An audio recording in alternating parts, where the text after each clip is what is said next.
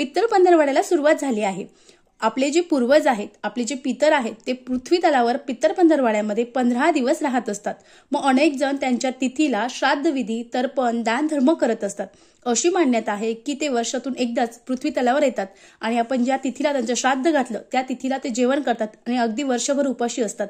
मग त्यामुळे अनेक जण या दिवशी त्यांचं श्राद्ध विधी करत असतात।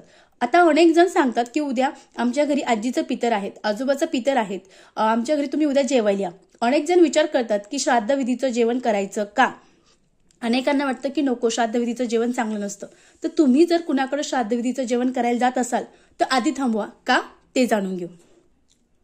श्राद्धात पितरांसाठी ठेवलेलं जेवण कुणीही खाऊ नये।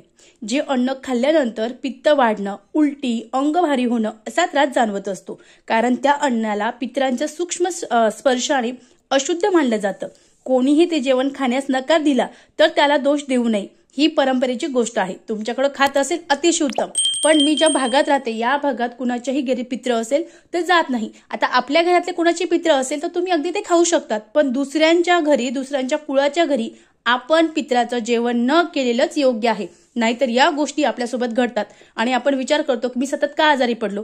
अनेकांना जर पित्राचं जेवण केलं तर अगदी ते वर्षानुवर्ष आजारी असतात। मग त्यामुळे तुम्हाला झेपत नसेल तर पितराचं जेवण करू नका। यासोबत देवाच्या नैवेद्याला प्रसाद म्हणून खाल्लं जातं, पण श्राद्धाचं अन्न प्रसाद नसल्याने ते ग्रहण करणं टाळणं योग्य आहे। आपल्याला अनेक आजारांपासून जी सुटका आहे ती होणार आहे। तुमच्याकडे जशी पद्धत आहे तशी पद्धत तुम्ही अवलंबवा। श्री स्वामी